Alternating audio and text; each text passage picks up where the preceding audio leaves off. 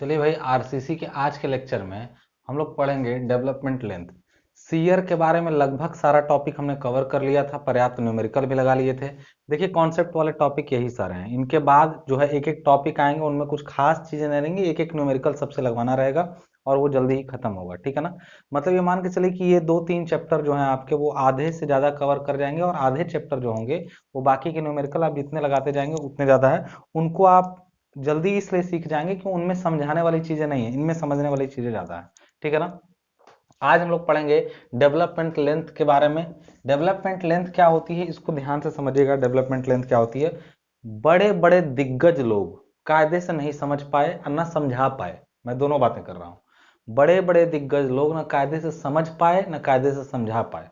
आप समझ लीजिएगा अच्छे तरीके से और फिर मजा आएगा पढ़ने में कि वास्तव में आरसीसी पढ़े हम लोग। ये चीज को देखिएगा ध्यान से, यहाँ पे देखिएगा जरा ध्यान से।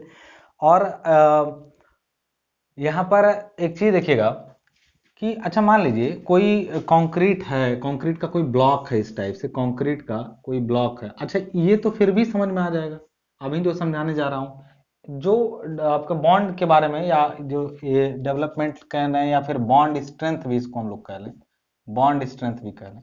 अभी धीरे धीरे बात पकड़ में आएगी, फटाक से झट से पकड़ने की कोशिश मत करिएगा, धीरे धीरे पल्ले पड़ेंगी चीजें। कंक्रीट का कोई ब्लॉक है ऐसे, ये कोई ब्लॉक है, इसके अंदर, इस कंक्रीट के ब्लॉक के अंदर एक छड़ इस टाइप से हम लोग क्या करें, ऐसे सपोज करिए एक छड़ इसके अंदर हम लोग रेनफोर्समेंट इसके अंदर किए हैं। इसके अंदर ये छड़ इसके अंदर रेनफोर्स्ड कर दी गई है और इस ब्लॉक के अंदर ये अच्छे तरीके से जकड़ गई होगी। जकड़ने का मतलब हुआ, जकड़ने का मतलब हुआ कि ये इसके अंदर फुल्ली क्या है, एम्बेडेड है। एम्बेडेड का मतलब ढालने से पहले धंसा दी गई, ढाल दिया गया, पक गया कंक्रीट पूरी तरीके से, छड़ इसके अंदर है। इस छड़ को पकड़ के अगर हम लोग नीचे खींचे, इस टाइप से पुल अप्लाई करें, तो क्या ये बाहर आएगा? तो आप कहेंगे नहीं सर, ये तो बाहर नहीं आएगा। और हम कहेंगे नहीं, ये आ जाएगा, थोड़ा सा कम धसाओ, इतना धसाओ, ये बाहर आ जाएगा। इतना धसाओ, ये बाहर निकल आएगा। मतलब समझ रहे ना? इतना धसाने पे क्या होगा, ये बाहर निकल आएगा। अगर हम इसको अच्छा खींचे तो ये भी तो चांस सकता था कि बाहर निकले, टूट जाए। अगर हम इसको यहां तक ना ले जाके खूब अंदर तक ऐसे धंसाएं, ऐसे धंसाएं, ऐसे, इस केस में ये बाहर नहीं निकलेगा, बल्कि ये कहीं से टूट सकता है। अगर ज्यादा खींचे तो टूट सकता है। समझने वाली बात यह है, समझने वाली बात यह है कि हम क्या चाहते हैं कि लोड लगने पर, ध्यान समझिएगा, कंक्रीट में जब भी छड़ वगैरह पे तनाव लगता है, किसी भी स्थिति में तनाव लगे, तनाव अगर लगा तो ये तनाव क्या करेगा? पहला काम इस तनाव, ये तनाव कहें कंप्रेशन कहें, दोनों बात, बल लगने पर या तो ये इसको खींच के बाहर कर देगा या तो तोड़ देगा।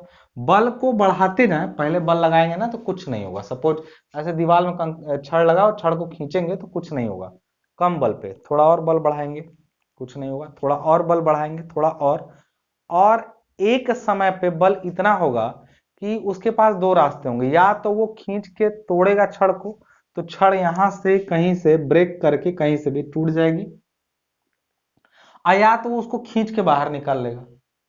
देखिए, छड़ का टूट जाना वो तो छड़ की सामर्थ्य है, छड़ का टूट जाना वो तो छड़ की सामर्थ्य है, उसको आप बदल नहीं सकते। अगर स्टील का ग्रेड उसका Fe415 Fe250 है सपोज, तो छड़ टूटेगी कितने पे, या इसका इल्ड स्ट्रेंथ कितना होगा, इल्डिंग कितने पे होगी या बढ़ने लगेगी, तो Fy250 है तो वो 250 न्यूटन पर स्क्वायर एमएम पे, इतने पर ये खींच के टूट जाएगी। फैक्टर ऑफ सेफ्टी वगैरह की बात नहीं कर रहे, हम बोले कि ये इतने पर टूट जाएगी। बात समझ में आ रही ना? लेकिन अगर हम ये कहें कि चलो टूट जाएगी, वो तो हम उसमें क्या कर लेंगे, या तो छड़ बदलें, तो छड़ बदलेंगे तो चलिए हमने कर दिया, इसमें 415 वाला लगा दिया, यही चीज ना। लेकिन यार ऐसा तो कम से कम मत करो कि टूटवे ना पहले खींच के निकल जाए, ये सही नहीं है। खींच के निकल जाना बिल्कुल भी सही नहीं है, खींच के निकल जाना बिल्कुल भी सही नहीं है। तो हम कहेंगे कि यार एक चीज ध्यान रखो, इतना अंदर दबाओ, इतना अंदर छड़ को दबाओ, देखो टूट जाए कोई बात नहीं है, टूट जाए कोई बात नहीं है, लेकिन निकलनी नहीं चाहिए। कहेंगे सर खतरा तो टूटने में भी है। एक बात बताओ, इतना दबाओ ना कि टूटने के लिए अगर 250 चाहिए, सपोज टूटने के लिए फोर्स F चाहिए और F की वैल्यू हमने कुछ न्यूटन रख दिया, F न्यूटन का फोर्स इसको टूटने के लिए चाहिए। तो चलो टूटेगा, सपोज F की जगह पर हमने एक वैल्यू रख लिया 1000 किलो न्यूटन। 1000 किलो न्यूटन पे ये छड़ सपोज करिए टूट जाएगी, तो क्या 900 पे ही निकल जाए? 900 पर निकल जाए बाहर, तो टूटने से पहले बाहर निकल जाएगी।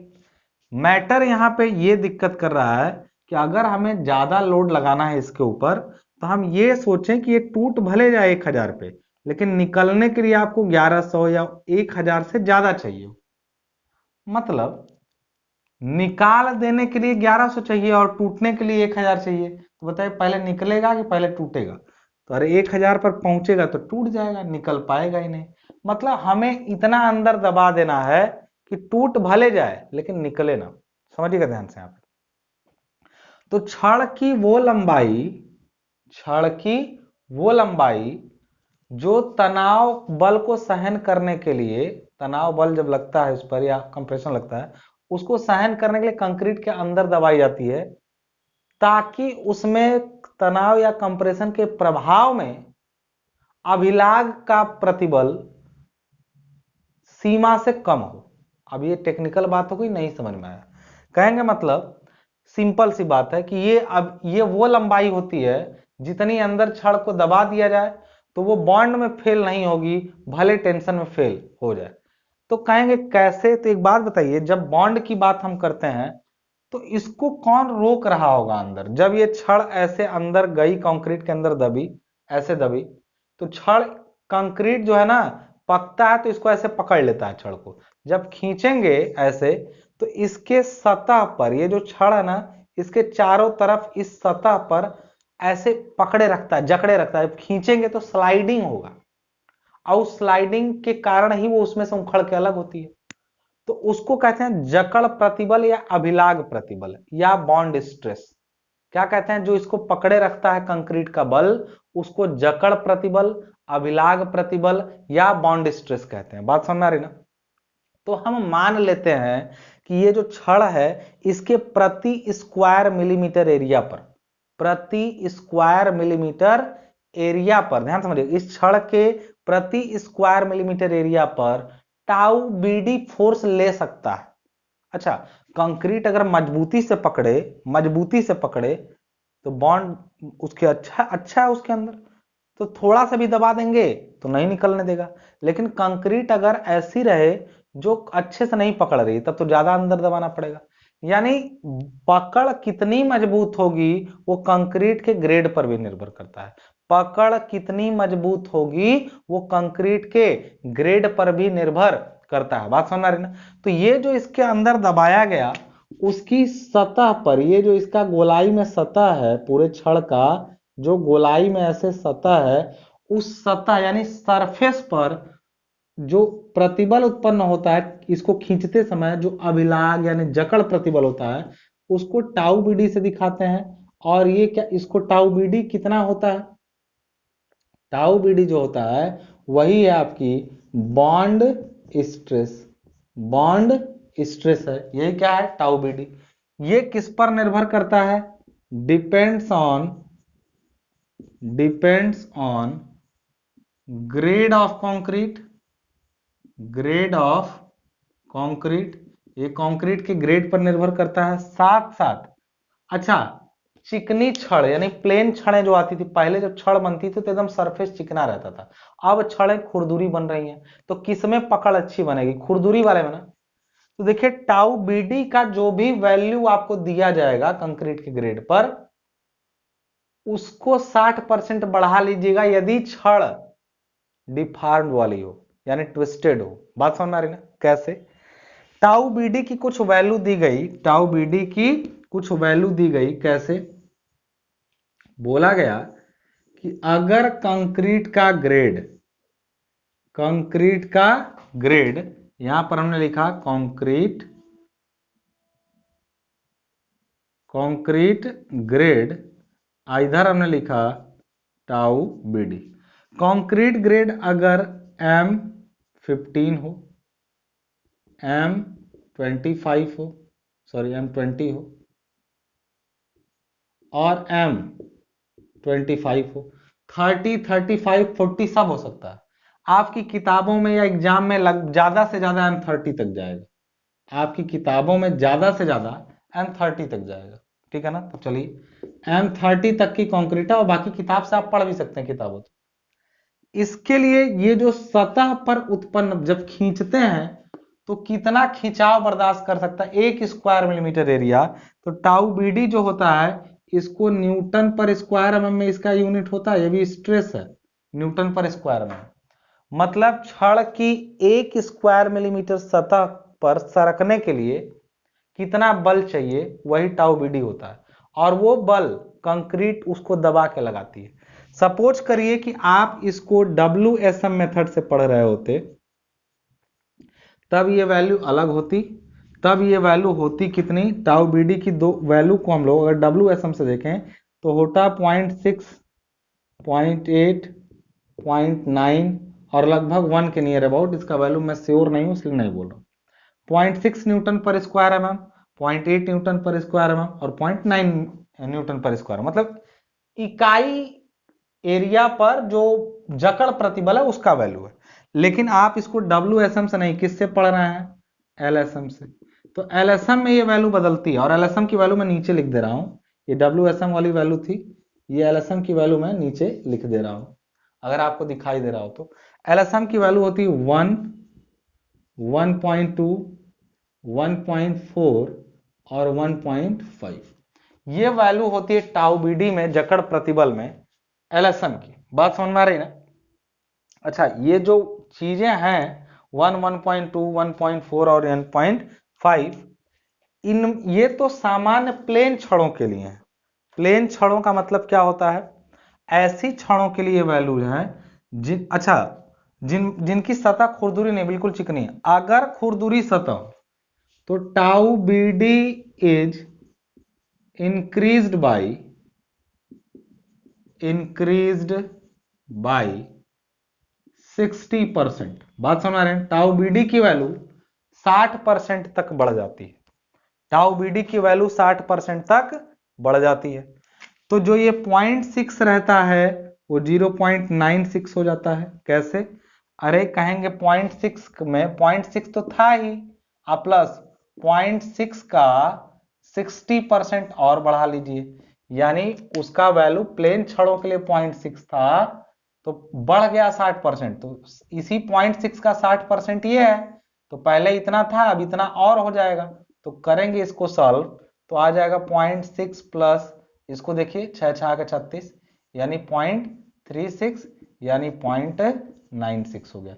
सीधे इसमें 1.6 से गुणा करेंगे तब भी वही ना आएगी बात। मैथ पढ़े होंगे आप लोग को तो समझ में आ रही होगी। मैं इतना डिटेल क्यों बताया हूं, एक बच्चा मुझसे पूछ दिया था कि सर 30% बढ़ाए हैं तो 1.3 से गुणा क्यों किए हैं। भैया किसी चीज को 30% बढ़ाना है तो किससे गुणा करेंगे, तो जाने दीजिए, मैं मैथ नहीं पढ़ा रहा हूं आप लोगों को।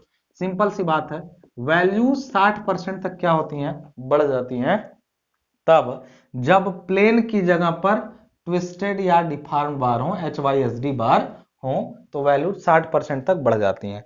तो कहेंगे सर ये याद रखना पड़ेगा, बिल्कुल याद रखना पड़ेगा, ये आपको डेटा कम से कम याद होना चाहिए M30 तक का, ठीक है ना। अब टाउ बीडी की वैल्यू मैंने दोनों मेथड से बता दी। अगर LSM लगाए हैं तो ये लगाइएगा, यानी 1, 1.2, 1.4, 1.5, इसको भी 60% बढ़ाना पड़ेगा। मतलब अगर 1 है तो ये 1.6 हो जाएगा, ये 1.2 है तो ये भी 16 और 12 से गुणा कर लीजिए कितना 1.92 हो जाएगा। मतलब इस टाइप से ये बढ़ते चले जाएंगे। बात समझ में आ रही ना। तो 60% तो एक चीज, अच्छा मैं आपने ये देखा कि सर आप ये सब क्या बता रहे हैं, मैंने ये बताया कि अगर ये कंक्रीट जिस ग्रेड की है और छड़ उसमें जो लगा है वो प्लेन है तो उसके प्रति इकाई सतह पर ये प्रतिबल आ रहा होगा, और अगर HYSD है तो ये प्रतिबल आ रहा होगा। ये मैंने बता दिया आपको, समझ में आ रही बात ना।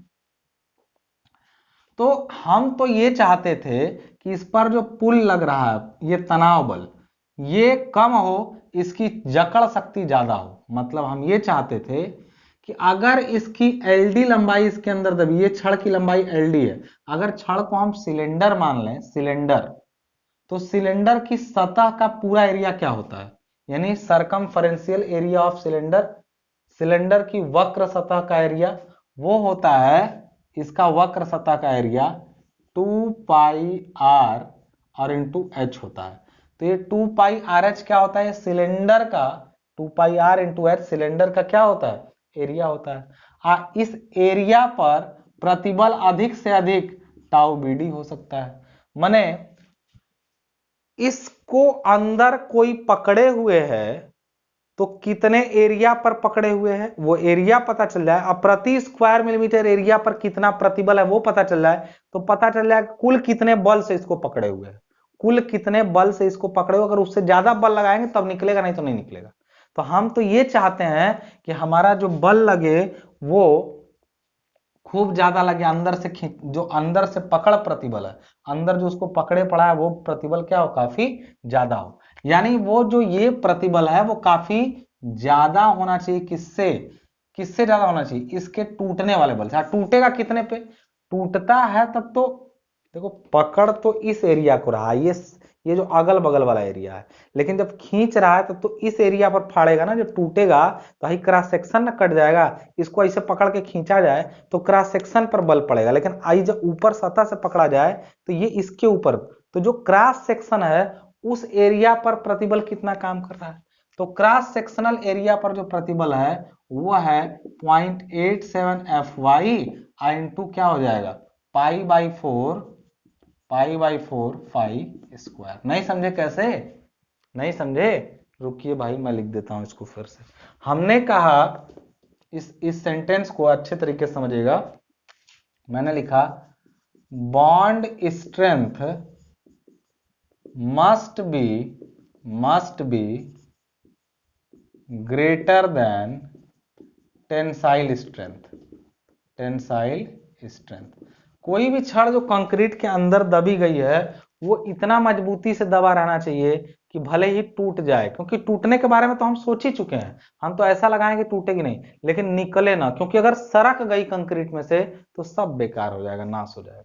तो इतना हमने लिखा कि bond strength must be greater than tensile strength. तो इसका मतलब हुआ कि बॉन्ड स्ट्रेंथ है 2 pi R H into tau B D, area into stress, इधर एरिया जो है वो है pi by 4 phi square into stress कितना है 0.87 Fy। तनाव प्रतिबल जो है वो कम हो और ये क्या हो, ज्यादा हो। एक चीज बताइए, 2r को एक साथ फाई लिख दिया, पाई पाई रह गया, 2r को एक साथ फाई लिख दिया, पाई रह गया, h वो लंबाई है सिलेंडर की जो अंदर दबा हुआ है, एरिया यही चाहिए, तो 2 पाई आर हो गया इंटू एच की जगह एल डी है, डेवलपमेंट लेंथ, जो दबाई गई लंबाई है उसी तो वही तो सिलेंडर की हाइट है जो दबा है, तो उसी को डेवलपमेंट लेंथ बोले, ये एल डी हो गया।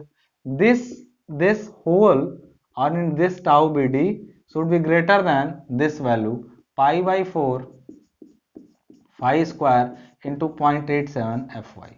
यही चीज ना।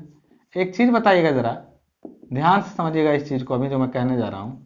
यहाँ पे अगर यहाँ पे ये लिमिट स्टेट मेथड की जगह हम वर्किंग स्ट्रेस से पढ़ते तो स्टील का प्रतिबल हम लोग इसकी जगह पर कुछ नहीं, बस यही क्या ले लेते, सिग्मा एस टी, और यहाँ पर टाउ बी डी की वैल्यू ये वाली नीचे वाली ना रख के ऊपर वाली रखते। WSM और LSM में इस चैप्टर में कोई खास अंतर नहीं है। अंतर कहाँ है, बस इसमें कि आप टाउ बी डी की वैल्यू WSM LSM वाली लेनी है, आप 0.87 Fy की जगह सिग्मा एस टी रख देना, बाकी सब सेम। तो यहां से देखें तो फाई से ये फाई कैंसिल हो गया एक इधर से।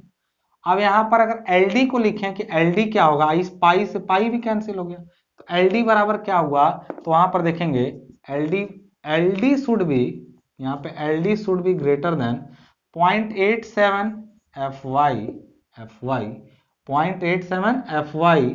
अब यहां ध्यान दीजिएगा, ये एक फाई कैंसिल हुआ, एक फाई बचा है, फाई अपॉन नीचे 4 है और ये टाउ बी डी को नीचे ला दीजिए, टाउ बी डी नीचे आ गया।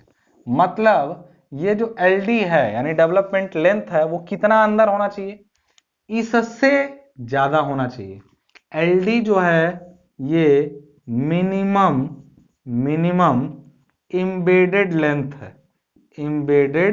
लेंथ है, कम से कम दबाई गई लंबाई है, ये कम से कम दबाई गई लंबाई है एल डी जो कम से कम दबाई गई है उसके अंदर। बात समझ आ रही ना, ये एम्बेडेड लेंथ है।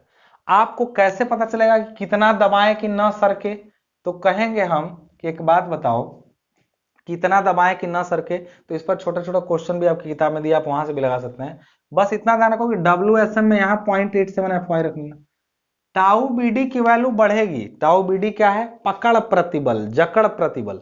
जितना तेजी से कंक्रीट जकड़ेगी उतना ही एलडी क्या हो जाएगा? घटेगा। अरे इसका वैल्यू बढ़ाइए तो एलडी क्या होगा? घटेगा। एलडी घटने का मतलब हुआ कि हल्का, एलडी को कम करने का मतलब कम भी दबाओगे तो काम चल जाएगा। अगर पकड़ कमजोर है तो इसको ज्यादा दबाना पड़ेगा, अगर पकड़ ज्यादा है तो इसको कम भी दबाएंगे तो काम चल जाएगा। बात समझ में आ रही ना? क्लियर हो गई बात? नहीं समझ में आया? क्लियर हुआ कि नहीं हुआ?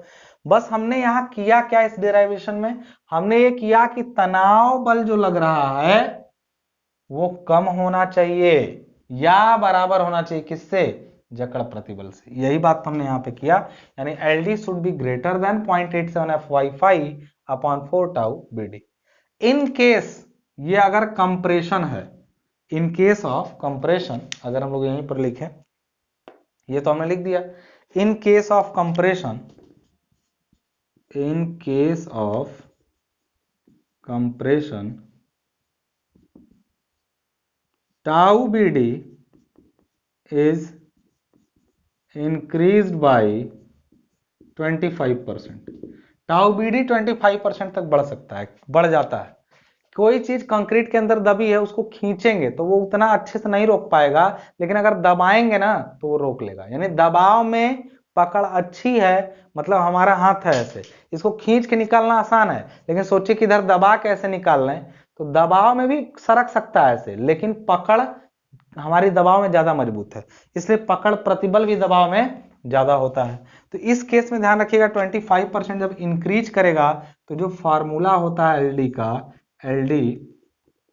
एलडी का जो फार्मूला होता है वो हो जाएगा 0.87 FY5 अपॉन 1.25 टाइम्स, ये बढ़ जाएगा। 25% बढ़ने का मतलब टाउ बीडी मल्टीप्लाइड बाई 1.25, तो नीचे हो जाएगा 5 टाउ बीडी।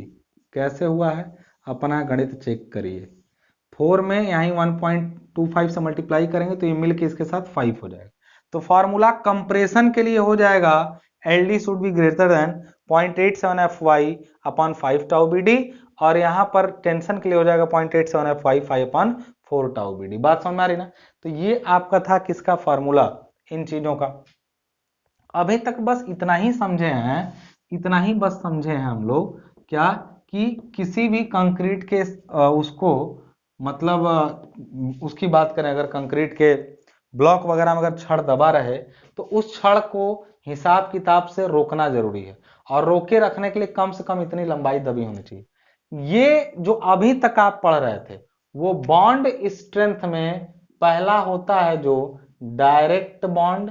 बॉन्ड कितने टाइप की होती है? डायरेक्ट, और दूसरा होती है लोकल बॉन्ड। दूसरा होता है आपका लोकल बॉन्ड। अब इन दोनों में क्या अंतर है? तो जो अभी आपने किसी छड़ को डायरेक्टली पकड़ के खींचा वो होता है डायरेक्ट बॉन्ड। ऐसा केस तो बहुत कम मिलता है। छड़ें वगैरह जो स्लैब में, बीम में दबी रहती हैं, उनको ऐसे पकड़ के कौन खींचता है? ऐसे तो कोई नहीं खींचता है। उसमें जो सरकने का तरीका होता है वो दूसरे तरीके से होता है।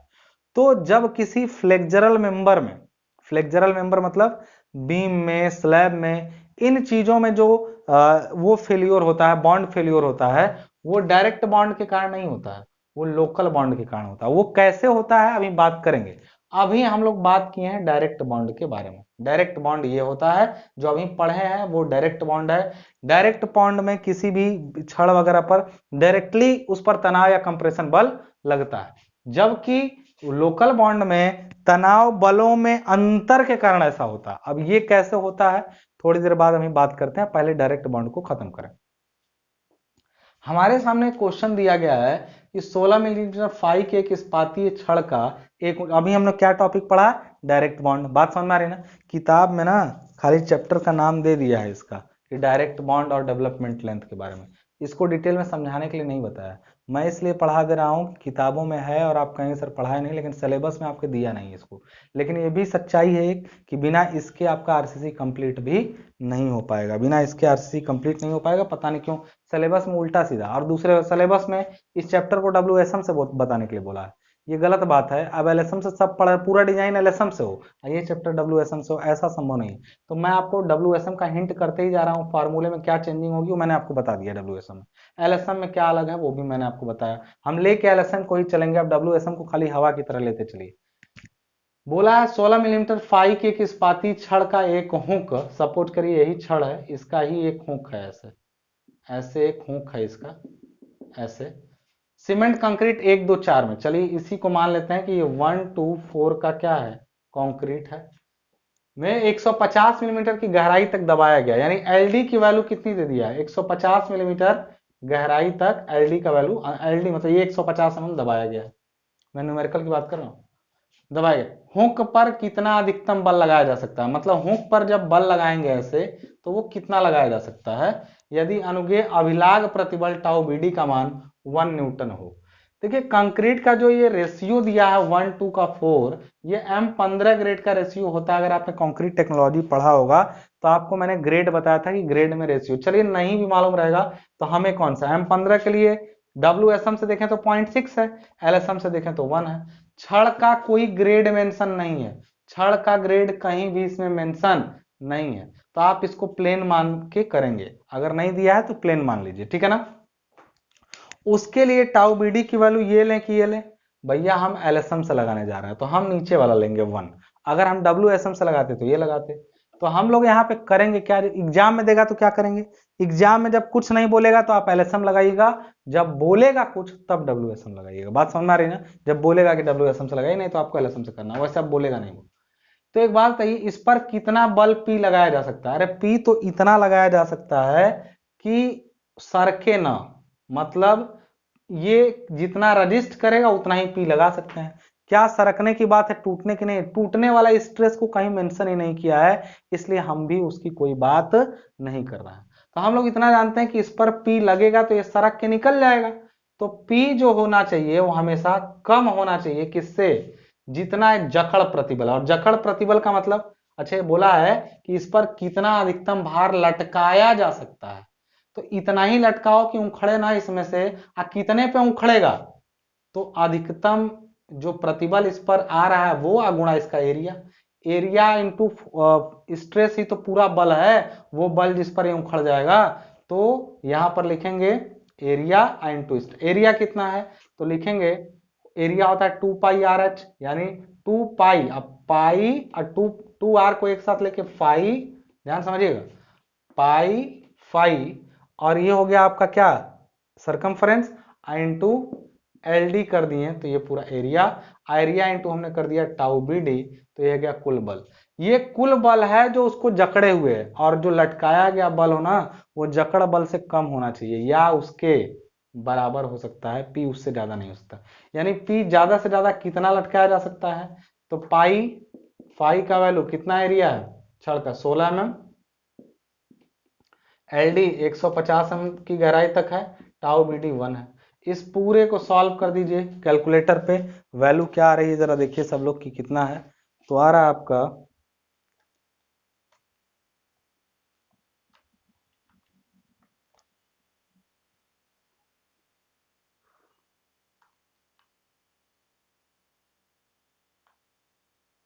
लगभग 7539.8, 7539.8 न्यूटन, यानी इस पर 753 या 754 केजी का लोड, लगभग 754 केजी का लोड इसके ऊपर लगभग लटकाया जा सकता है, ऐसा दिख रहा है। मतलब ये न्यूटन में है, केजी में करेंगे तो 753 केजी का लोड इस पर लटकाया जा सकता है, और ये निकलेगा नहीं उसमें से, क्योंकि इससे कम लगा दीजिए तो ठीक है, इसके बराबर भी कर, इससे ज्यादा नहीं होना चाहिए। यानी ये आपका आंसर हो गया पी, कि इस पर इतना लोड लगाया जा सकता है, बात समझ में आ रही है ना। अब ये भी आपसे पूछा जा सकता है कई बार कि अच्छा ये तो पूछा कितना लोड लगाया जा सकता है, ये भी पूछा जा सकता है कि कितना अंदर दबाया जाए इसको। ये तो मान लीजिए एक क्वेश्चन हुआ। ऐसा ही पूछ सकता है कि अगर Fe415, अच्छा एक क्वेश्चन और दिया कि Fe415 की स्टील है और M20 की क्या है, कंक्रीट है, तो उसके लिए छड़ को कितना अंदर दबाया जाए, तो इतना अंदर दबाया जाए कि निकले ना, भले टूट जाए। तो उसके लिए LD कितना अंदर दबाया जाए, तो LD जो है वो ज्यादा हो किससे, 0.87, Fy का वैल्यू 415, फाई का वैल्यू, छड़ का डाया दिया रहेगा, डाया कितना, फाई बराबर मान लीजिए 16 mm दिया है, ठीक है ना। तो आप यहाँ पे क्या लिखेंगे, LD should be greater than 0.87 Fy और फाई का वैल्यू 16/4 और टाउ BD। M20 ग्रेड के लिए 1.2 होता है, तो 1.2 नहीं लिख देंगे, क्यों, क्योंकि वो तो प्लेन बार के लिए, लेकिन यहाँ छड़ 415 वाली है, तो 1.2 को 60% बढ़ाएंगे तो 1.92 आ जाएगा। तो LD should be greater then, अच्छा इसको चाहे तो छड़ के डाया को फाई के फॉर्म में ही रख सकते हैं, फाई छोड़ दीजिए, फाई बराबर नहीं दिया है, तो आप इसको फाई ही रहने दीजिए। तो इसका वैल्यू कितना आ जाएगा, तो आ जाएगा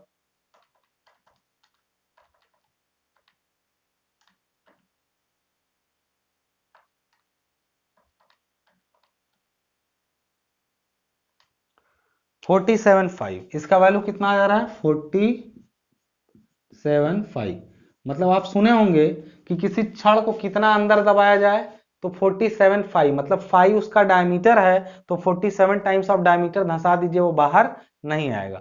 तो ये छोटा सा बॉन्ड में डायरेक्ट बॉन्ड का टॉपिक था, जो आपका लगभग डायरेक्ट बॉन्ड का टॉपिक यहीं पर खत्म हो जाता है। अगला जो आपका टॉपिक होगा वो होगा, देखिए एक तरीका है कि आप इसको ऐसे खींचें और नहीं निकलना चाहिए, ये डायरेक्ट बॉन्ड हुआ। तो ऐसा खिंचाव बल सामान्यतः नहीं आता है, ऐसा जब आएगा तो जब आएगा बहुत रेयर केस में, लेकिन जो अब ये लोकल बॉन्ड है ये ज्यादातर। आज आरसीसी की क्लास में हम लोग देखेंगे लोकल बॉन्ड स्ट्रेस के बारे में। लास्ट क्लास में आप लोगों ने डायरेक्ट बॉन्ड स्ट्रेस समझा था, अब लोकल बॉन्ड स्ट्रेस को थोड़ा ध्यान समझिएगा, क्योंकि ये टॉपिक जल्दी समझ में नहीं आता है, आसान नहीं है। कल वाले में आपने देखा होगा थोड़ा ठीक ठाक समझ में आया होगा लास्ट लेक्चर आपको, लेकिन इसमें थोड़ी सी दिक्कत आ जाएगी, ठीक है ना। अब एक चीज मैं और आपको बता दूं, आज ये टॉपिक जो हम लोग खत्म करेंगे तो हम लोग उसके बाद कोडल प्रोविजन पढ़ेंगे, जिससे बहुत ज्यादा ऑब्जेक्टिव क्वेश्चन बनते हैं, उसको भी आप देख लेंगे। सबसे ज्यादा ऑब्जेक्टिव क्वेश्चन उसी से बनते हैं, कोडल प्रोविजन से, अभी तक का अनुभव यही कह रहा है। अब इसके बारे में लोकल बॉन्ड स्ट्रेस को अच्छे तरीके से समझिए। ऐसे देखा जाए तो इसका जरूरत केवल चेक अप्लाई करने में होता है, और हर, देखिए सीयर वाला चैप्टर अगर आपने पढ़ा है और अगर आप अब बॉन्ड वाला पढ़ा है, तो दोनों का यूज बार बार होना है। इन चैप्टर्स के न्यूमेरिकल को लगा ही लीजिए, दो चार लगा लीजिए, लेकिन आगे इनकी जरूरत बार बार पड़ेगी, जब भी कोई बीम का डिजाइन होगा तो इनकी जरूरत पड़ेगी। इसलिए बहुत ज्यादा इनके चक्कर में नहीं पड़ना, मतलब पढ़ना है, देखना है, समझ लेना है, बट न्यूमेरिकल लगाने के मौके अभी और भी मिलेंगे, इस चैप्टर के अलावा हर चैप्टर में इनका जरूरत पड़ेगा, ठीक है। अब यहाँ पर ध्यान दीजिएगा, लेकिन लगा के आपको देखते रहना है, एक बार इसको सीख लिए तो आपका बहुत सारा काम सॉल्व हो जाएगा। आज हम लोग लोकल बॉन्ड स्ट्रेस कर रहे हैं। कल हमने ये देखा था लास्ट क्लास में कि अगर कोई छड़ इस टाइप से, कोई छड़ हो इस टाइप से, सपोज करिए कि ये कोई छड़ है और ये कंक्रीट वगैरह के अंदर इस टाइप से कहीं पर किसी ब्लॉक में अंदर जो है वो ऐसे जो है, ऐसे जो है यहाँ पे इस टाइप से दबा हुआ है। दबा होने का मतलब है इसके अंदर दबा हुआ, और अब इसको जब खींच रहे थे तो ये सतह पूरी कंक्रीट के चारों तरफ ऐसे जो इसके चिपकी हुई थी, ये पूरी गोलाई, छड़ की पूरी गोलाई जो है इस पर पूरा स्ट्रेस आ रहा था, और उस गोलाई का एरिया जो था वो प्रभावित था, और उस एरिया पे बॉन्ड स्ट्रेस जनरेट हो रहा था, क्योंकि हम लोग सीधा इसको खींच रहे थे, ठीक है ना। ऐसी कंडीशन कम होती है। अब दूसरी कंडीशन कहाँ आती है उसको जरा ध्यान समझिएगा, कहाँ दूसरी कंडीशन आती है। तो देखिए एक कंडीशन तो यह है कि दबी दबाई छड़ को खींचा जाए, दूसरा कंडीशन आपका यह है, ध्यान समझिएगा, कभी ऐसा सोचिए कि आपको, यहां पे आप ध्यान समझिएगा, अगर आपका हाथ पकड़ के कोई ऐसे खींच रहा है, ऐसे पूरा खींच रहा, और कोई बहुत जोर से खींचे, तो बता सकते हैं कहां से उखड़ेगा। अब जाहिर सी बात है, अगर बहुत ज्यादा कोई खींचे, सनी देओल टाइप का आदमी, तो ये यहीं से उखड़ जाएगा। किसमें फेल हुआ, टूट गया होगा, या कहीं अगर सपोज जाम है तो बॉन्ड स्ट्रेस इसमें जनरेट हुआ होगा। क्या जनरेट हुआ होगा, बॉन्ड स्ट्रेस। बॉन्ड स्ट्रेस कौन सा, डायरेक्ट बॉन्ड स्ट्रेस, सीधे यहां पे अप्लाई किया गया। लेकिन एक बात है, कोई एक आदमी आपका हाथ यहां पकड़ा है, इसको ऐसे खींच रहा है, और दूसरा यहां पकड़ा वो भी खींच रहा है, तब कहां से उखड़ेगा? तो अच्छा एक चीज है कि जब हम इसको यहां से ऐसे खींच रहे थे ना, तो यहाँ की जो स्किन है इस पर कोई खास असर नहीं पड़ रहा था, यहाँ पकड़े ऐसे खींच रहे थे तो सतह केवल अंदर यहाँ दबी। ध्यान समझिएगा, बहुत छोटी सी बात है, बहुत मोटी बात है। यहां से खींचेंगे सीधे दर्द कहां होगा? यहीं पर होगा। ये पकड़ वाली दर्द नहीं, मतलब खींचने वाला दर्द यहीं पर होगा। अगर आप इसको यहां पकड़े हैं, कोई एक व्यक्ति यहां पकड़ रहा है फिर यहां भी पकड़ रहा है, तो अगर ये तेज खींचे, सपोज ये स्किन आपकी आगे, ध्यान समझिएगा, ये स्किन आगे पीछे हो रही है, ठीक है ना। अगर आप इसको ऐसे खींच रहे हैं, देखिए पूरा तन गया, और इधर वाला भी खींच रहा है, ध्यान समझिएगा, ये भी खींच रहे हैं, ये भी खींच रहे हैं, दोनों लोग। तो अगर एक दोनों बराबर खींचे तब तो स्किन पर कोई असर नहीं पड़ेगा, लेकिन अगर एक ज्यादा खींचे एक कम खींचे तो क्या होगा? तो स्किन में तनाव आ जाएगा। कैसे आ जाएगा? देखिए ना, यहाँ पे अगर हम यहां से ऐसे इसको ब्लॉक पकड़े, एक आदमी और पकड़े, दोनों लोग बराबर बल से खींचे, तो जो बीच की दूरी है इनमें कोई बदलाव नहीं होगा। लाइक हाथ ऐसे का ऐसे पूरा चला जाएगा, हाथ पूरा ऐसे का ऐसे चला जाएगा। लेकिन अच्छा ये खींचे ऐसे, कोई दिक्कत नहीं है, ये भी साथ में दोनों बराबर खींच रहे हैं, तो ये देखिए यहां ध्यान समझिएगा, ऐसे खींचेगा। लेकिन अगर ये ज्यादा खींचे और ये नहीं खींच पाए उतना, देखिए ये ज्यादा खींचे, ये नहीं खींच पाए, तो इनके बीच में इस स्किन पर यहां पर तनाव आ जा रहा है। ये तनाव कैसे आया? ये तनाव इसलिए आया कि आपने खींचा और ये उतना नहीं खींचे, या रोक दिए या उल्टा खींच दिए, दोनों केसेस में स्किन के बीच में तनाव आ रहा है। मतलब यहां पर साफ पता चला क्या? ध्यान समझिएगा कि जब, ध्यान समझिएगा मैं क्या समझाने की कोशिश कर रहा हूं, यहां पर अप्लाई हुआ आपका क्या? Direct bond stress. अभी बात धीरे धीरे समझ में आएगी, इसलिए घबराने की जरूरत नहीं है। लेकिन अगर इसकी जगह पर ऐसे, ध्यान समझिएगा, इस टाइप से कोई बीम होती, इस टाइप से यहां पर अगर कोई बीम होती और उसमें ऐसे छड़ लगी होती, इस बीम में ऐसे कोई छड़ लगी होती, ध्यान समझ में आ रही है बात कि नहीं आ रही है? ध्यान सब लोग देखिएगा, कोई एक सेकंड, यहां पर कोई छड़ लगी होती इस बीम में, बात समझ में आ रही है ना? ध्यान देखिएगा। तो आप जानते हैं कि छड़ में अगर देखा जाए तो टेंशन आता है। टेंशन कहां आएगा? अगर यहां बेंडिंग मोमेंट बहुत ज्यादा है, सपोज करिए यहां पर एम की वैल्यू जो है, अगर यूडीएल लोडिंग होता है इस पे, अगर ऐसे यूडीएल होता तो यहां पर मोमेंट होता, अगर मोमेंट डायग्राम देखते तो यहां पर एम बराबर होता WL²/8, यहां पर मोमेंट एम बराबर 0, यहां पर मोमेंट एम बराबर 0। ऐसा सुना है ना? ये देखिए ना ध्यान से, आप इसका डायग्राम यही तो खींचते हैं, सबसे ज्यादा मोमेंट यहां पर मोमेंट 0, यहां पर मोमेंट 0। आप एक चीज जानते हैं, आप एक चीज जानते हैं कि अगर यहां मोमेंट m आ रहा होगा तो आप जानते हैं m बराबर होता है T इंटू जेड, तो तनाव बल T बराबर होता है M/Z। यहां पर अब लीवर आर, ये T इंटू जेड मतलब जेड तो लीवर आर्म है, तो सेक्शन का लीवर आर्म तो D-x/3 होता है। मैं WSM का एग्जांपल दे रहा हूं समझने के लिए, आप LSM से भी कंपेयर कर सकते हैं। मैं ये कह रहा हूं यहां बहुत ही साधारण सी एक बात है, ध्यान समझिएगा सब लोग, कि ये इस जगह पर अगर m ज्यादा है तो यहां पर जो t की वैल्यू होगी, t की वैल्यू, t वो क्या होगा? M/Z, यानी तनाव बल क्या होगा? M/Z होगा, होता ही है। यहां का m जो है वो कम है, तो यहां पर t बराबर ये M/Z होगा, हर जगह M/Z, लेकिन m का वैल्यू किनारों की तरफ घट रहा है, बीच में ज्यादा है, तो तनाव बलों के मान अलग अलग जगह अलग अलग होंगे। क्यों? आप ये बताइए, जब छड़ को ऐसे मोड़ते हैं, तनाव में ऐसे जब मुड़ती है छड़, तो वो बीच से ऐसे खींचती है।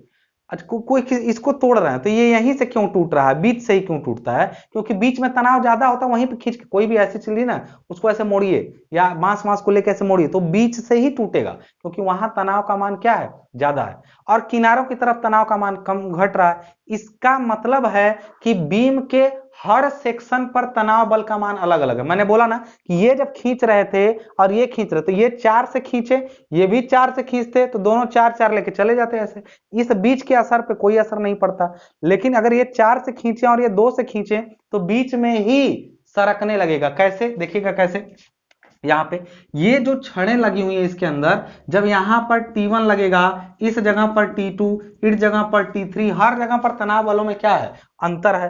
तो जब T1 और T2 में तनाव बलों में अगर अंतर है, तो एक बात बताइए, छड़ क्या करेगी? छड़ क्या करेगी? सरकने का प्रयास नहीं करेगी। एक तो भैया यहाँ पे जाम है छड़, इस टाइप से अगर जाम है, मान लीजिए ऐसे मोड़ दिया गया है, छड़ को ऐसे किनारों पर क्या किया गया है, मोड़ दिया गया है ऐसे। लेकिन वो तो चलिए डायरेक्ट बॉन्ड में यहां फिक्स है, ठीक है ना, लेकिन इसमें हर जगह पर तनाव बलों में मान के अंतर के कारण ये अगर छड़ को हम ऐसे समझे, ये पूरा मोटा में ऐसे हम इसको बना दिए, ये ऐसे चलिए एक छड़ पूरी आपकी ऐसे हो गई, ये ऐसे छड़ हो गई ऐसे पूरी, ऐसे छड़ आपकी हो गई। तो यहाँ T1 और T2 जो तनाव बलों के मान में अंतर हैं, उनके कारण ये खींचेगा अलग इसको, और ये कम, तो ये ना बीच में सही सरकता है। हर जगह पर टेंशन में अंतर के कारण T1, अच्छा ये छड़ है सपोज, इसमें खिंचाव है, इधर T1 इधर T2, अब दोनों बराबर हो जाए तो T1 T2 लेके इसको खींचेंगे तो इसी जगह पे केवल दिक्कत। लेकिन ये होता क्या ना कि T1 ज्यादा होता है T2 कम होने की वजह से बीच में ही लगता है कि ये जो छड़ दबी है वो कंक्रीट से बाहर निकल आएगी। मतलब ये मोड़ने पर ऐसा नहीं समझे क्या चीज को, अगर सोचिएगा ये कहीं भी ऐसा कोई ऐसे मान लीजिए मैंने ये बुक लिया, ये बुक मैंने यहां पर लिया, इसमें देखिए ना ऐसे बुक को लिया, ऐसे घुमा मोड़ रहा हूं तो हर जगह जगह के पेजेस एक दूसरे पर स्लाइड कर रहे हैं। अगर इनके बीच में कोई, अगर हम लोग ऐसे रिफिल दबा दें, ऐसे समझिए ये अगर इसके अंदर हमने ऐसे किया, क्या ऐसे किया, ये है इसको, अगर हम इस मार्कर को ऐसे ऐसे दबाएं तो मार्कर का ये जो सतह है ना उस पर हर जगह पर ऐसे कटाव आएगा, मतलब फिसलेगा ये अंदर। देखिए ना ये ऐसे सीधा था पहले, अब देखिए क्या ये निकलेगा कैसे, मार्कर के हर एक पॉइंट पर थोड़ा सा ऊपर नीचे में खिंचाव आएगा, तो वो पूरी छड़ ही सरक जाने का प्रयास करती है, अंदर ही अंदर सरकने का प्रयास करता है। इसका मतलब हुआ कि हर जगह पर, हर स्थान पर स्थानीय अभिलाग उत्पन्न हो रहा है। डायरेक्ट बॉन्ड स्ट्रेस नहीं, स्थानीय मतलब होता है लोकल बॉन्ड स्ट्रेस। हर एक बीम या किसी भी फ्लेक्सुरल मेंबर में, उसके हर छड़ की हर जगह, हर लंबाई पर तनाव बलों में अंतर के कारण जो स्ट्रेस उत्पन्न होता है उसको लोकल बॉन्ड स्ट्रेस कहते हैं। अब वो कैसे निकलेगा, direct bond stress tau BD की वैल्यू डिपेंड करती है किस पर, कंक्रीट के ग्रेड पर और उस पर, लेकिन यहां पर कितना उत्पन्न होगा उसको भी हम लोग देखते हैं ध्यान से, जरा मन लगा के सब लोग देखिए कैसे हम लोग डिराइव करते हैं। अब अगर मान लेते हैं कि अगर इसी बीम का ये हिस्सा ले लेते हैं, इस बीम का इतना दूर का हिस्सा हम लोग ले लेते हैं इसी बीम का, ठीक है ना, कि यहां पर अगर फोर्स T1 है और यहां पर T2 है, तो T1 माइनस T2, देखिए T1 T2 बराबर होते तो कोई दिक्कत नहीं आती। लेकिन अगर हम लोग मान लें कि अगर T1, अच्छा T1 माइनस T2 हमने किया ना, तो T1, अच्छा T1 को ज्यादा माने और T2 को कम, तो इस जगह पर सपोज ध्यान समझिएगा, इस जगह पर जो मोमेंट होगा, इस जगह पर जो T1 वाले सेक्शन पर मोमेंट है m, यानी मोमेंट की वैल्यू हम यहां पर बात कर रहे हैं मोमेंट, तो वो मान लीजिए है यहां पर इस जगह पर वाले को, T2 वाले को मान लेते हैं m2, और ये वाला जो है मोमेंट m1 है, मतलब यहां पर m1 मोमेंट है, यहां पर m2 मोमेंट है, और m1 की, अच्छा m इस जगह पर कुछ लंबाई भी यहां से यहां तक कुछ दूरी आप क्रॉस की है, सपोज आपने dx दूरी पर लिया, तो इस जगह पर मोमेंट अलग होगा, इस जगह पर मोमेंट अलग होगा, जाहिर सी बात है इस जगह पर मोमेंट अलग, इस जगह पर मोमेंट अलग। तो हम एक चीज कह सकते हैं कि यहां का मोमेंट अगर m2 है और m2 को हम लोग मान लें कि m है, तो फिर ये जो मोमेंट यहां वाला होगा वो m प्लस डेल्टा m होगा। मतलब क्या हुआ, अरे यहां मोमेंट m था, यहां बढ़ के m प्लस डेल m हो गया, नहीं समझे, यहां मोमेंट m था, यहां पर इस सेक्शन पर m प्लस डेल m हो गया, कितनी दूरी पर, dx दूरी पर। तो हम लोग ये सिंपल कह सकते हैं, सिंपल सी बात, कि अगर इस जगह पर T1 तनाव है और इस जगह पर T2 है, तो ये असल में T1 माइनस T2 कितना होगा, तो T1 बराबर क्या होगा, यहां पे अगर T1 लिखें तो T1 की वैल्यू होगी, इस जगह पर moment m plus delta m है, m प्लस डेल्टा m है, बाई जेड हो जाएगा, और इस जगह पर T2 का वैल्यू कितना होगा, T1 का वैल्यू इस सेक्शन पर मोमेंट बटा लीवर आर्म, और कैसे होता है, अरे T बराबर होता है m बाई जेड, तो यहाँ m का value m plus delta m है, और यहाँ T2 का वैल्यू जो है वो m बाई जेड हो जाएगा। समझ में आ रही बात ना, ये T2 हो गए और ये क्या हो गए, T1 हो गए, बात समझ में आ रही है, ये T2 हो गए और ये T1। तो हमने T1 माइनस T2 लिखा, तो हम लोग लिख सकते हैं कि m plus delta m by Z, और माइनस हम लोग लिख सकते हैं यहाँ पे T2 का वैल्यू m बाई जेड। तो अब इसको अगर सॉल्व करें तो देखिए m plus delta M minus M by Z, तो एम से एम कैंसिल, यानी T1 माइनस T2 जो होगा, यानी तनाव बलों में जो अंतर आ जाएगा वो डेल्टा एम बाई जेड का आ जाएगा। बात समझ रहे हैं, डेल्टा एम बाई जेड का आ जाएगा। एक चीज बताओ दोस्त, एक सिंपल सी बात मैं पूछ रहा हूं, यहां जो तनाव बलों में अंतर है उसका वैल्यू है delta M by Z, delta M by Z. अगर ये बीम में सरक नहीं रहा है, ये बीम सरक मतलब जब ऐसे लगा और अभी तनाव बलों में अंतर इतना है, इस अंतर के कारण जैसे हमने इसको खींचा और वो सरक के निकल नहीं रहा है, तो इसका मतलब कोई तो उसको रोक रहा है सरकने से। जैसे उसमें भी देखे थे कि जब तनाव के कारण खींच रहा था तो उसको अंदर पकड़े हुआ था जकड़ प्रतिबल। हम मान लेते हैं कि लोकल बॉन्ड स्ट्रेस इसके चारों तरफ ऐसे ऐसे जो है छड़ को पकड़े हुआ है, सरकने नहीं दे रहा है, हम ऐसा मान लेते हैं। तो वो बॉन्ड स्ट्रेस कितना होगा, अरे डीएक्स लंबाई पे ही तो वो बॉन्ड स्ट्रेस आएगा। वो बॉन्ड स्ट्रेस किस पर आएगा, डीएक्स लंबाई पे आएगा। तो ये लंबाई डीएक्स है। छड़ की परिधि को हम लोग, छड़ की परिधि को सिग्मा ओ ले लेते हैं। सिग्मा ओ क्यों, sigma O summation of circumference, मतलब सिग्मा समेशन दिखा रहा, कई छड़ें होंगी, सबकी परिधि का एरिया ले लेंगे। अरे भाई छड़ पर इतने दूर में बॉन्ड स्ट्रेस कितना होगा, तो हम लोग कल सिलेंडर का एरिया नहीं लिए थे, छड़ ऐसे थी तो इसको हम लोग इस लंबाई को जो दबा हुआ था उसको एलडी माने थे, और एलडी के चारों तरफ का एरिया कितना था, तो पाई फाई, मतलब पाई फाई का मतलब क्या हुआ, परिधि, पाई फाई इंटू एलडी, वो एरिया हो गया सरकमफरेंशियल। लेकिन यहाँ पे पाई फाई की जगह पाई फाई होता है, पाई फाई क्या है, सरकमफरेंशियल इसका लाइन है, सरकमफरेंस है, उसमें एलडी से गुणा कर दिए। तो यहाँ एलडी का काम डीएक्स कर रहा है और उसका सरकमफरेंस का काम सिग्मा ओ को लिए हम लोग, ठीक है ना। तो यहां पर सिंपल सी बात है बहुत, कि हम लोग ले रहे हैं कि जब यहां से इसको खींचेगा तनाव T1, T2 कम खींचेगा, तो हाई बीच में जो सरक रहा है उसमें सरक, क्यों, क्योंकि ये दोनों बराबर खींचते तब तो बंधु ऐसे खींचता केवल इधर से उधर, लेकिन ये ज्यादा खींचा ये कम खींचा तो ये फैलेगा। अब फैलने से कंक्रीट उसको अगल बगल वाली रोकेगी, तो जो लोकल बॉन्ड स्ट्रेस होगा उसको हम लोग मान लेते हैं, अब लोकल बॉन्ड स्ट्रेस को tau BD dash, local bond stress को मान लेते हैं टाउ बीडी डैश, और एरिया को मान लेते हैं sigma O into DX. Sigma O परिधि है, तो जो T1 माइनस T2 को रजिस्ट कौन करेगा, दिस हमने लिखा है यहाँ पे this tensile stress will be resisted by local bond stress। इसको कौन रजिस्ट करेगा, local bond stress. Local bond stress की वैल्यू इससे ज्यादा होनी चाहिए या बराबर होनी चाहिए। लोकल बॉन्ड स्ट्रेस कितना आएगा, तो आएगा कितना, परिधि और उनका circumference sigma O into DX, ये आएगा यहाँ पे इसका एरिया है, जो छड़े हैं उनका परिधीय एरिया है, और इंटू, अच्छा ये कर दिया, इंटू हमने कर दिया टाउ बीडी डैश, हमने क्या कर दिया, टाउ बीडी डैश। बात समझ में आ रही है ना। अब यहाँ पे टाउ बीडी, ये पूरा bond stress into area, strength हो गया। बॉन्ड स्ट्रेंथ की वैल्यू ज्यादा हो या बराबर हो किससे, तनाव बलों में अंतर, यानी डेल्टा एम बाई जेड के। बात समझ में आ रही है, डेल्टा एम बाई जेड के, ये बात समझ में आ रही है सबको, ये बात क्लियर है।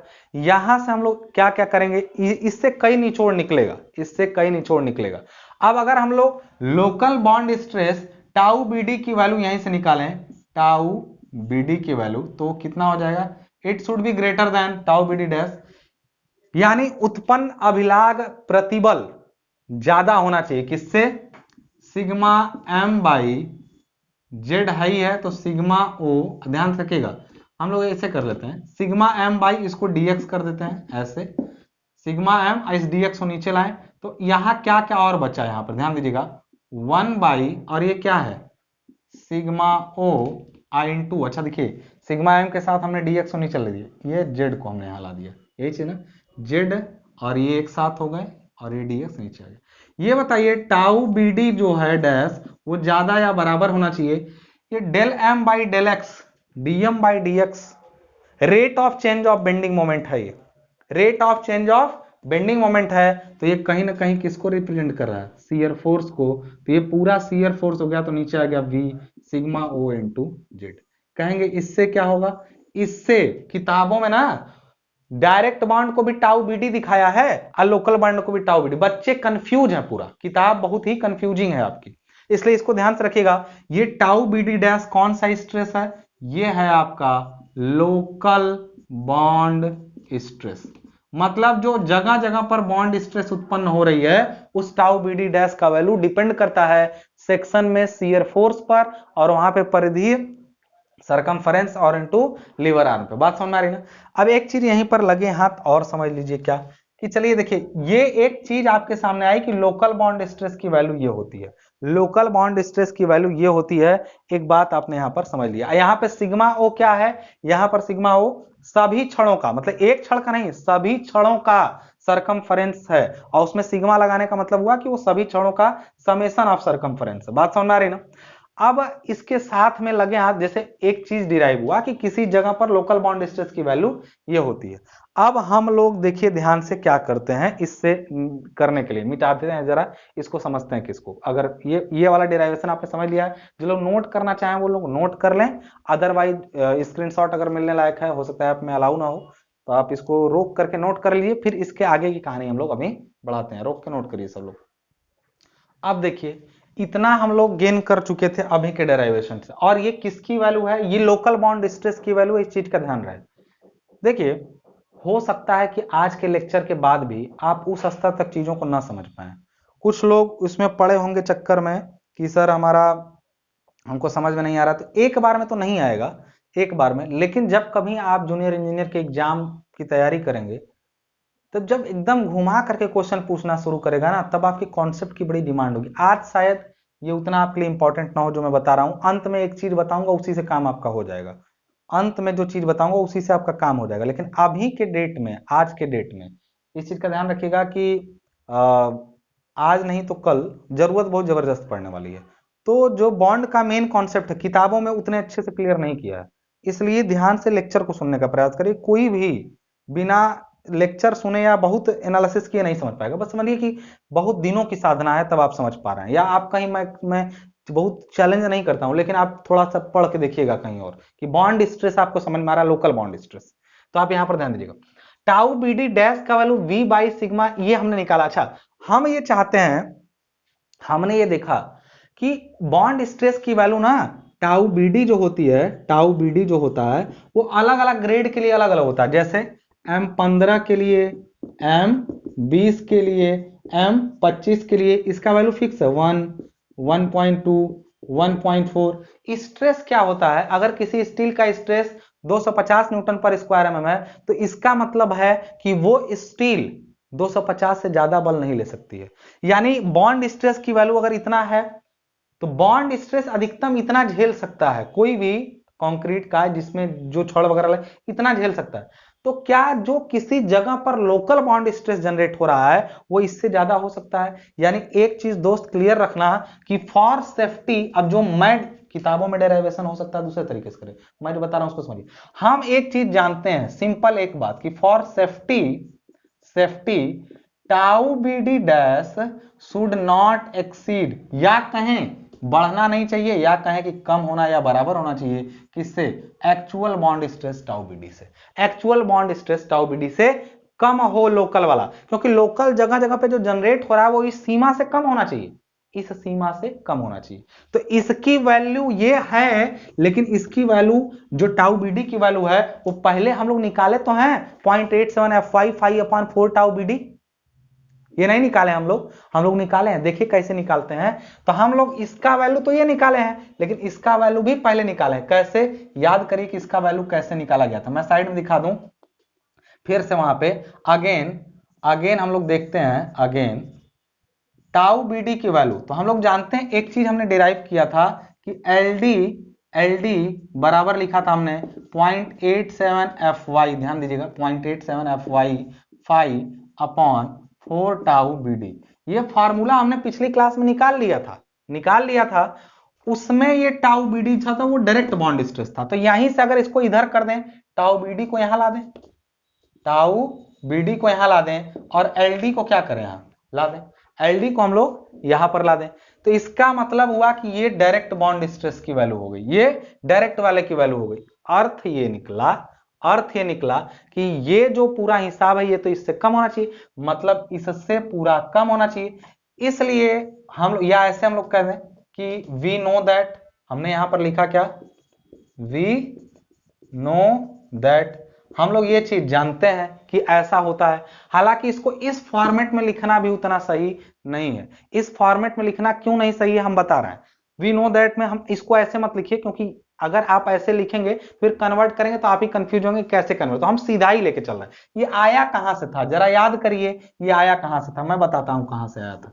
ये आया था कि आपने बोला था कि जो डायरेक्ट स्ट्रेस है, यानी pi by 4 phi square into 0.87 FY, ये जो पूरा हिसाब डायरेक्ट वाला होना चाहिए, ये ज्यादा होना चाहिए और बॉन्ड स्ट्रेस की वैल्यू इससे ज्यादा होनी चाहिए। बॉन्ड स्ट्रेस कितना था आपका, तो याद करिए एल डी, अगर नहीं याद आ रहा है तो मैं आपको बता दूं, डायरेक्ट वाले में आपने वैल्यू लिखा था ऐसे, कोई कंक्रीट का ब्लॉक था उसके अंदर छड़ दबी हुई थी, आपने यहाँ पी जो बल लगाया था, पी अधिकतम, वो pi by 4 phi square into क्या लगा सकते थे आप, 0.87 FY, और यहाँ पर इसकी सतह पर परिधि, पूरी परिधि इंटू यहाँ से यहाँ तक एल डी, आपने कल के क्वेश्चन में किया था।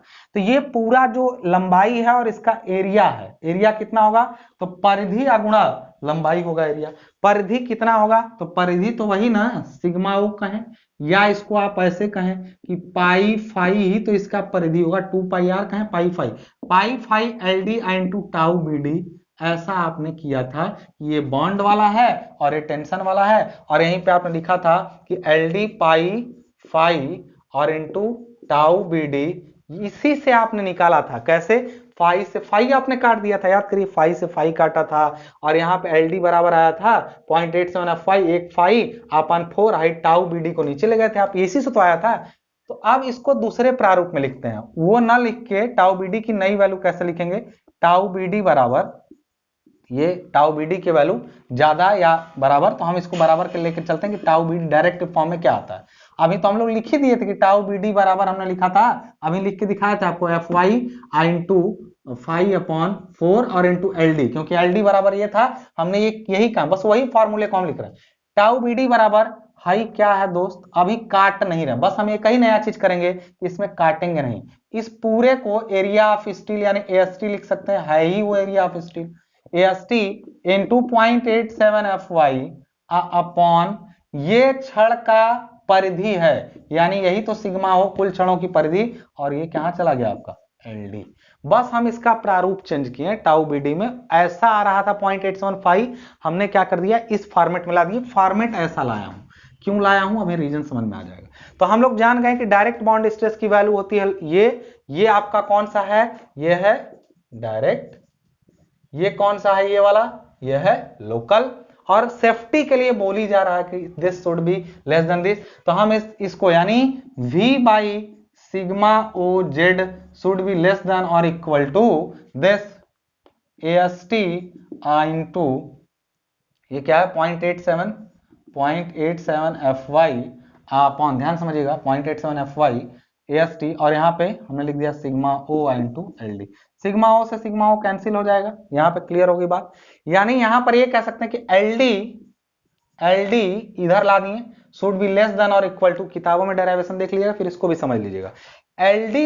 LD को इधर लाए, अब V को नीचे, तो कितना हो जाएगा, तो वो हो जाएगा 0.87 FY AST into high V नीचे जा रहा है ना पूरा, 0.87 FY AST, और हाई Z ऊपर जाएगा Z, और नीचे क्या हो जाएगा हाई वाला V, यही तो हो जाएगा। क्लियर बात। तो अगर इतना आपको समझ में आ रहा है तो अब जरा मजेदार बात देखिए पूरा, कि यहां पर LD जो है, LD should be less than or equal to, LD should be less than or equal to 0.87 FY ST into Z क्या है, कहीं ये M का फार्मूला तो नहीं है, M का फार्मूला तो नहीं है, ये M कैसे, अरे ये area of steel stress in steel और लीवर आर्म, ये किसका फार्मूला है, ये फार्मूला है मोमेंट ऑफ रेजिस्टेंस का। मोमेंट ऑफ रेजिस्टेंस M बराबर एक होता है C इंटू जेड, दूसरा होता है टी इंटू जेड, तो टी का वैल्यू होता है 0.87 एफ वाई, ये स्ट्रेस है, इंटू एरिया ऑफ स्टील, और तो 0.87 F Y A S T into Z. तो ये कहीं ना कहीं ये तनन वाले मोमेंट का फार्मूला है। यानी हम लोग ये कह सकते हैं, यानी हम लोग ये कह सकते हैं कि L D should be less than और इक्वल टू M1, क्यों C इंटू जेड वाला नहीं होगा, ये T इंटू जेड वाला है M1, या इसको ऐसे लिख दो ना दोस्त, तो कि T into Z by V, या लिख सकते हैं कि T इंटू जेड को एक साथ M1 बाई वी। यानी एक चीज आ गई हमारे साथ कि LD should be less than और equal to M1 by V, ये हमारे पास एक फॉर्मूला आ गया। क्या सीखे, क्या सीखे आप कि कहीं पर भी जो डेवलपमेंट लेंथ LD है वो बराबर या कम होना चाहिए M1 बाई वी से, या M1 बाई वी जो है वो LD से ज्यादा होना चाहिए। असलियत बात नहीं कि LD कम होना चाहिए, असलियत ये है कि M1 बाई वी को LD से ज्यादा होना चाहिए। असलियत बात ये है कि LD कम से कम डेवलपमेंट लेंथ है, LD कम से कम डेवलपमेंट लेंथ है, M1 बाई वी को उससे ज्यादा होना चाहिए। बात समझ में आ रही ना, ध्यान समझिएगा इस टॉपिक को।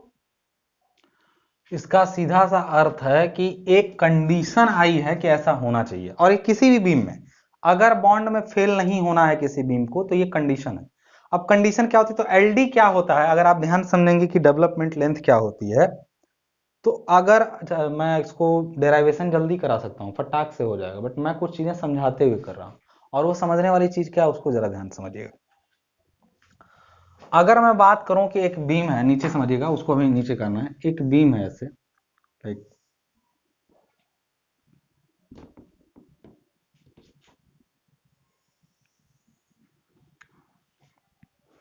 इंक ले लूंगा। अगर नीचे मैं ऐसे कोई बीम लेता हूं, सपोज ये सिंपली सपोर्टेड बीम है आपकी, ऐसे, इसमें ये छड़ है, ध्यान समझिएगा, इसमें, और एक ये सिंपली सपोर्टेड है, ठीक है ना, ये कैसी है, सिंपली सपोर्टेड है, आपको दिख रहा होगा। एक हम और बीम लेते हैं, ऐसी बीम लेते हैं एक, ठीक है ना, ये ऐसी बीम है। इस बीम में ध्यान समझिएगा, इस बीम में छड़ जो ऐसे लगी है, और इसमें भी एक छड़ हम ऐसे लगा दें ऊपर, क्यों, क्योंकि तनाव आता है, ये आपने 100 में ही पढ़ा रहेगा कि कैंटिलीवर में ऊपर तनाव आता है और इसमें नीचे तनाव आता है, क्योंकि इसमें होती है सैगिंग, ये ऐसे मुड़ता है, और कैंटिलीवर मुड़ेगी ऐसे, हॉगिंग होगा इसमें। तो जब ये ऐसे मुड़ेगी, तो ये बताइए छड़ जो यहाँ लगा है, क्या लग रहा है, वो निकल जाएगा कि नहीं। अगर यहाँ जो छड़ लगा है तो हमको लग रहा है कि यहीं पर टूट जाएगा, हमें ऐसा लग रहा है, क्योंकि छड़ यहीं तक है, और छड़ अगर इसके अंदर ऐसे न जाए अच्छे तरीके से, छड़ इसके अंदर न जाए, तो ये बीम टूट जाएगी, हमें ऐसा लग रहा है कि ये बीम टूट जाएगी। ये नहीं टूटेगी, क्यों, क्योंकि ये जब मुड़ेगा ना, तो देखिए सबसे ज्यादा बेंडिंग मोमेंट यहीं पर आता है, इसमें सबसे ज्यादा बेंडिंग मोमेंट कहाँ आता है, कैंटिलीवर में, इसी सपोर्ट के पास जहां पर ये जुड़ा है सबसे ज्यादा। जबकि इसमें जो बेंडिंग मोमेंट आता है सबसे ज्यादा, वो बीच में आता है, यहाँ पे एम मैक्स, एम मैक्स, यहाँ पे एम मैक्स, यहाँ पे।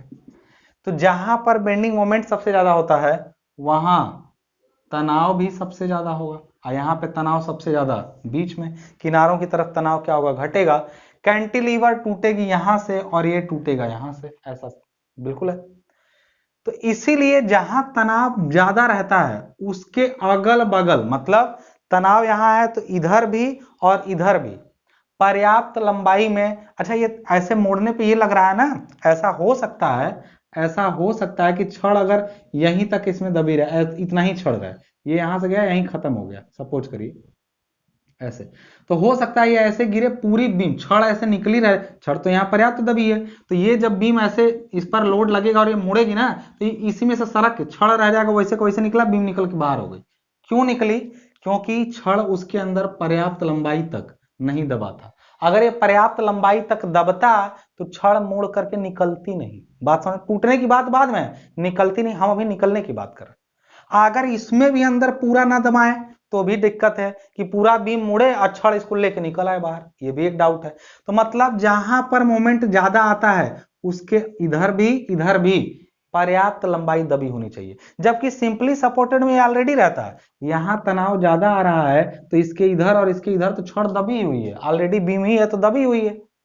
यहां पर इस जगह पे जहां तनाव लगभग जीरो होता है, यहां किनारों पर जहां पे तनाव जीरो नहीं करा, लगभग जीरो होता है, उन जगहों के बाद तो जरूरत ही नहीं है, क्योंकि खिंचाव ही नहीं, तो इधर छड़ों को दबाना जरूरी है नहीं। लेकिन फिर भी ये थोड़ा सा मोड़ के दबाया जाता है, थोड़ा सा मोड़ के दबाया जाता है। एक चीज है, कोड कहता है कि यहां पे तनाव जीरो है, तनाव तो यहां अधिकतम है, इसके इधर और इधर खींचना। अच्छा ये सोचिए ना, छड़ यहां पे ऐसे गायब रहती, ऐसे यहीं तक ऐसे रहता छड़, जब इसको ऐसे मोड़ते बीम को ना, तो हाई बीच वाला वहीं ऐसे छड़ लगी रहती है, और ऐसे मोड़ते तो बीम सरक जाती, छड़ उसी के अंदर रह जाता।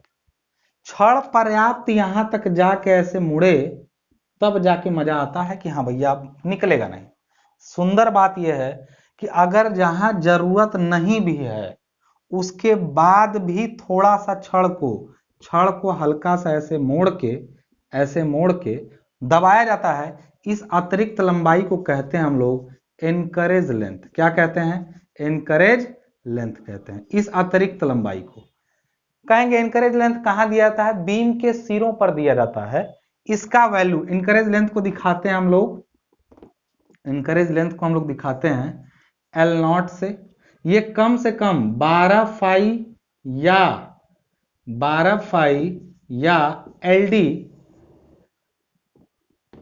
12 फाई या डी मतलब बीम की गहराई, इनमें से जो ज्यादा हो उससे कम नहीं होना चाहिए। अगर 12 फाई 150 आ रहा है, फाई मतलब छड़ का एरिया, 12 फाई 150 आ रहा है और डी जो है वो 250 है, तो 250 कम से कम दबेगा। या फिर 12 फाई, जो ज्यादा हो उतना होगा। कहेंगे सर ये सब क्या बता रहे हैं? मैं बता रहा हूं, जहां पर जरूरत नहीं थी वहां एलडी के इसके एल नॉट के बराबर यानी एनकरेज लेंथ दबाई जाएगी। जहां के बाद जरूरत है वहां कम से कम ये पूरी लंबाई, यहां से यहां तक ये पूरी लंबाई जो छड़ की है, यहां से यहां तक की पूरी लंबाई, इसको कहते हैं एलडी। बात समझ रही ना? जब एलडी दिया ही गया है इतना ज्यादा दिया गया है, तो क्या उसके बाद एल नॉट देने की जरूरत है? नहीं है। जहां एलडी नहीं मिल पाता है, मतलब यहां एलडी की जरूरत नहीं है क्योंकि यहां तो तनाव काम ही नहीं कर रहा, तो यहां एल नॉट देना जरूरी है। मतलब कम से कम एल नॉट तो दबा ही होना चाहिए, कम से कम एल नॉट दबा हो। अगर एलडी की जरूरत यहां होती तो एलडी दबाते। अब अगर एलडी एल नॉट से ज्यादा है तब तो एलडी दीजिए, अगर एलडी कम है तो एल नॉट दीजिए। मतलब कम से कम एल नॉट तो हो ही, अगर एलडी ज्यादा है तो वो दे दीजिए, और एलडी कम हो तो वो नहीं, एल नॉट तो रहेगा ही रहेगा। बात समझ रहे? किसी भी बीम के लिए कोड का ये नियम है। इसके पूछे कहां से आया, हम नहीं कर रहे हैं, पार्थ नहीं समझे आवाज कहां से? गीता में लिखा गया है, गीता मतलब हमारा कोड, उसमें लिखा गया है कि ये कम से कम एलडी के बराबर जरूर दबी रहेंगी, या फिर अगर एलडी की जरूरत नहीं है तब भी एल नॉट के बराबर, कम से कम एल नॉट होना चाहिए। कैंटिलीवर में एलडी की जरूरत होती है, और ज्यादातर केसेस में एलडी ज्यादा होता है एल नॉट से, तो एलडी दे देते हैं पूरा। लेकिन सिंपली सपोर्टेड बीम में एल नॉट देते हैं। आज जहां पे एलडी देना है, तो ये नहीं कि एलडी और प्लस एल नॉट दोनों दे दिए, ये नहीं करना है। एलडी प्लस एल नॉट नहीं, अगर एलडी ज्यादा है तो एलडी दे दीजिए, हो गया काम। अगर अच्छा इस पर ज्यादा जोर देंगे कुछ लोगों का दिमाग खराब, खत्म भैया। हम ये कहना चाहते हैं कि अगर आपका इसमें से एल नॉट इसी में सम्मिलित है, तो हम लोग यहां तक की लंबाई, जैसे जहां पर आया एलडी, तो एलडी में से हम लोग क्या करते हैं, एल नॉट को माइनस कर दें, क्योंकि ये इसी में शामिल रहता है। ये पूरी लंबाई जितनी भी दी जाती है ना एलडी, उसमें एल नॉट भी है, एल नॉट है, अतिरिक्त दिया गया एलडी के बराबर करने के लिए, तो एल नॉट उसमें शामिल रहता है। तो असल में एलडी और एल नॉट आपस में शामिल है, या नहीं जरूरत है तो नहीं देंगे, लेकिन यहां पर लगभग शामिल। और एल नॉट की वैल्यू 12 फाई या डी होती है, तो ये असल में कम होना चाहिए M1/V से। एक चीज और मैं ही बता दूं, ये समझाने के लिए था, जिसको नहीं समझ में आया दोबारा देखेगा तब समझ में आएगा। पहली बार में कोडल प्रोविजन समझना हंसी का खेल नहीं है। कोड ऐसी ऐसी बातें बोला है जो बहुत सारे लोगों के पल्ले नहीं पड़ती है, आपके पल्ले पड़ेगी, जल्दी ही पड़ेगी, जरा ध्यान दीजिएगा। LD माइनस एल नॉट, अगर इसको हम लोग देखें तो LD माइनस एल नॉट को हम लिख सकते हैं, अब LD should be less than और equal to M1/V plus L not को उधर कर दिए। ये सेफ्टी और बढ़ाने के लिए, to increase safety increase safety LD should be less than or equal to m1 by v plus L, यहाँ 1.3 टाइम्स हो जाएगा ये v प्लस एल नॉट। ये आपका एग्जैक्ट चेक करने का फॉर्मूला है। अब ये LD क्या है, तो ये LD है कौन सा, ये LD क्या था, ये था direct bond length, direct bond length. ये मतलब इससे ज्यादा मिलना चाहिए। असल में ना बंधु ये रजिस्टिव होता है, मैं ज्यादा नहीं बोलूंगा, अभी कम ही बोलूंगा, बस इतना जान लीजिए कि डायरेक्ट बॉन्ड स्ट्रेंथ है जिसका वैल्यू क्या लिया जाता है 0.87 FY 5/4 टाउ BD। ये इसी LD की वैल्यू है, वो m1 by v plus L not से क्या होना चाहिए, कम होना चाहिए। बात समझ में आ रही ना। तो ये आपका कहानी है किसका, इसका पूरा। बात समझ में आ रही ना, क्लियर हो गई होगी बात।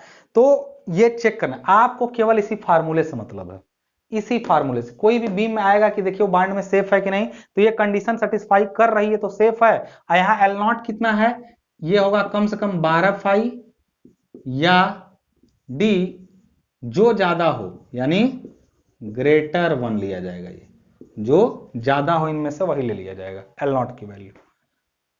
बुझला भाई, अगर बुझ गई ला तो आगे चला जा।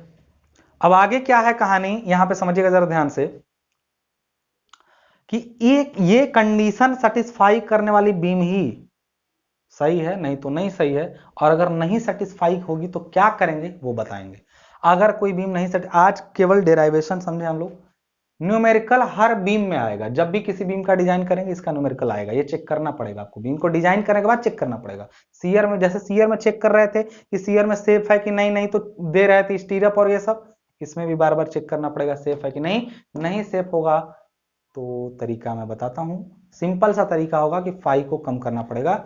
अगर एक ही छड़ बड़ी सी लगाई जाए, एक ही मोटी छड़ बीम में लगा दी जाए, अरे यार एरिया ही तो देना है, 50 mm की छड़ डालो, 50 mm की एक ही छड़ अगर बीम में लगी तो मुड़ने पे वो सरक जाएगी।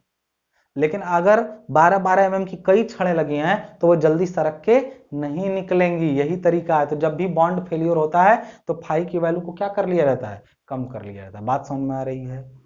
अगर आ रही है तो अगले वीडियो का इंतजार करिए। उस वीडियो में मैं एक छोटा सा न्यूमेरिकल बताऊंगा, उसके बाद कोडल प्रोविजन पढ़ के डिजाइन करना सीखेंगे हम लोग। बात समझ में आ रही है। और फटाफट से पढ़िए, मन लगा के पढ़ते रहिए। आरसीसी लंबा खींचता है, हमेशा लंबा खींचता है। सारे सब्जेक्ट एक तरफ हो जाते हैं, ये अकेला एक तरफ हो जाता है।